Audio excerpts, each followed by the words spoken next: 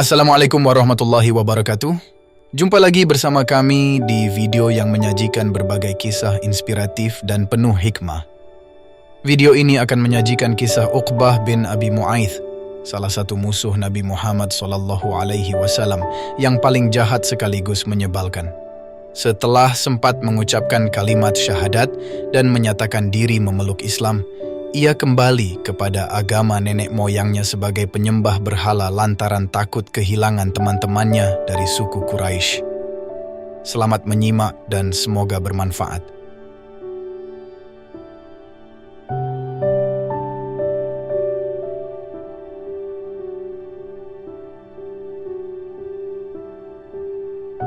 Uqbah bin Abi Mu'ayth adalah satu di antara tokoh-tokoh kafir Quraisy yang paling memusuhi Nabi Muhammad SAW di samping Abu Jahal dan Abu Lahab. Dalam riwayat Imam Bukhari dan Muslim diceritakan bahwa Uqbah pernah melempar kotoran unta dan isi perut domba yang baru disembelih ke tubuh Rasulullah SAW saat beliau sujud di Baitullah. Kala itu Uqbah menerima tantangan Abu Jahal, sang pemimpin suku Quraisy. Siapa di antara kalian yang mau mengambil kotoran hewan sembelihan milik Bani Fulan untuk diletakkan di punggung Muhammad saat ia sujud? Tanya Abu Jahal.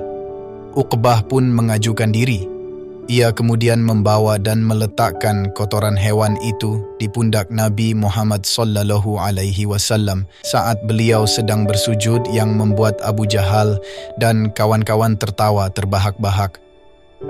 Beliau pun terus sujud hingga putrinya, Fatimah, datang membuang kotoran itu sambil menangis melihat ayah tercintanya diperlakukan seperti itu.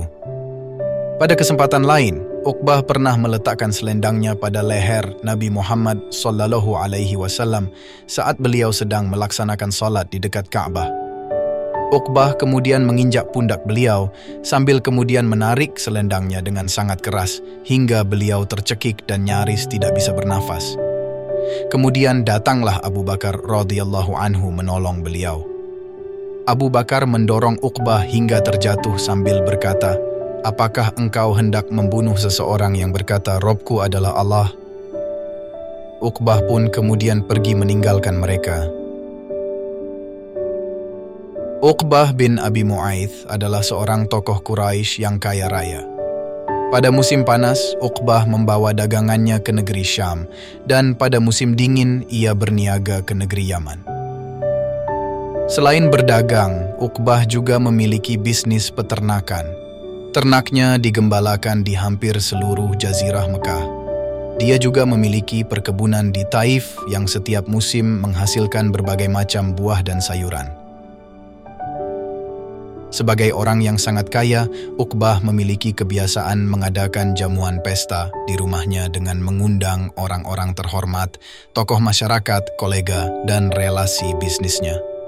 Suatu kali Uqbah mengundang Rasulullah SAW untuk menghadiri suatu jamuan di rumahnya. Beliau pun kemudian menyanggupinya. Bagi beliau, undangan Uqbah tersebut adalah sebuah kesempatan untuk menyampaikan risalah Islam. Beliau pun berharap Uqbah bisa mendapatkan hidayah Islam. Ketika makanan dan minuman sudah dihidangkan, Rasulullah SAW berkata, "Wahai Uqbah, aku tidak akan pernah menyentuh makanan dan minuman ini hingga kau bersaksi bahwa tidak ada Tuhan selain Allah dan aku adalah utusannya." Dalam tradisi bangsa Arab, adalah sebuah aib besar apabila seseorang mengundang dan menjamu seorang tamu, tetapi tamunya enggan mencicipi makanan yang sudah dihidangkan. Uqbah pun akhirnya bersyahadat di hadapan Nabi Muhammad dengan harapan agar beliau berkenan makan jamuan tersebut. Berita masuk Islamnya Uqbah mulai tersebar hampir ke seluruh penjuru Mekah. Mengetahui Uqbah telah menjadi seorang muslim, teman-temannya dari suku Quraisy berlomba-lomba mengecamnya. Berita itu kemudian sampai ke telinga salah seorang teman karibnya, Ubay bin Khalaf. Ubay kemudian menanyakan langsung kebenaran berita itu kepada Uqbah. "Benarkah apa yang aku dengar ini bahwa kau telah murtad dari agama nenek moyang kita?" "Demi Allah, engkau telah rusak, wahai Uqbah," kata Ubay. Uqbah menjawab, "Demi Allah, aku tidak rusak. Aku lakukan itu karena pada perjamuan makan itu Muhammad tidak mau menyentuh makananku sebelum aku bersaksi di hadapannya. Aku malu jika ada tamu yang keluar dari rumahku sementara ia belum memakan hidanganku." Ubay kemudian mengancam Uqbah, "Aku tidak rela, aku tidak mau lagi berbisnis denganmu sampai kau menyatakan keluar dari agama Muhammad." Ubay meminta Uqbah mengatakan keluar dari Islam di hadapan Nabi Muhammad secara langsung. Tidak hanya itu, Ubay juga meminta Uqbah untuk mencaci maki dan meludahi wajah Rasulullah SAW di hadapan orang banyak. Mendengar ancaman sahabatnya itu, Uqbah pun kebingungan.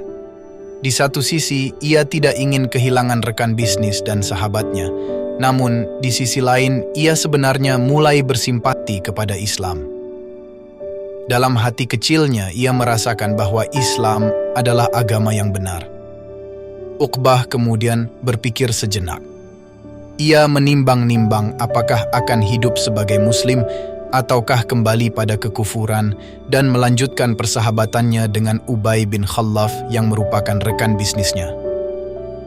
Setelah menghitung untung ruginya, Uqbah kemudian memutuskan untuk mempertahankan persahabatannya dengan Ubay. Uqbah pun melakukan apa yang diminta teman dekatnya itu. Dia mengambil usus binatang lantas melemparkannya ke punggung Nabi. Ia pun mencaci maki dan meludahi beliau di depan orang-orang.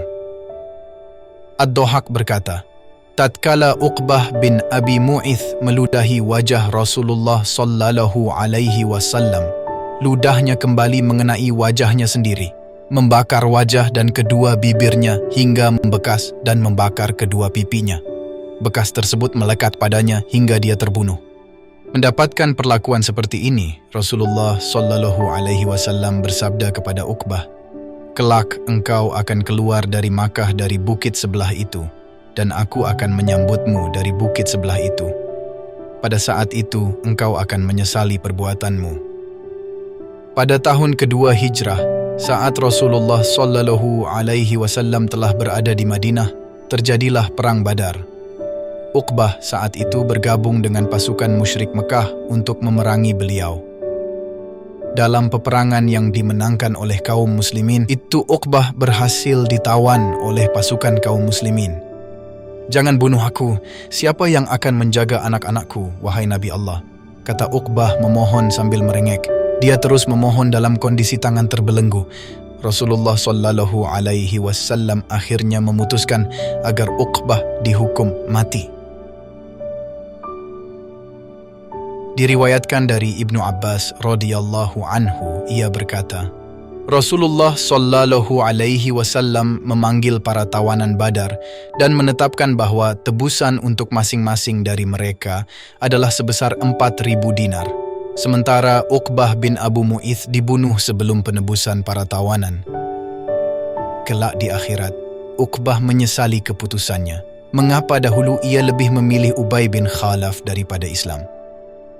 Berkaitan dengan ini, Allah pun menurunkan surah Al-Furqan ayat 28-29 yang menggambarkan penyesalan yang luar biasa dari Uqbah saat ia berada di akhirat.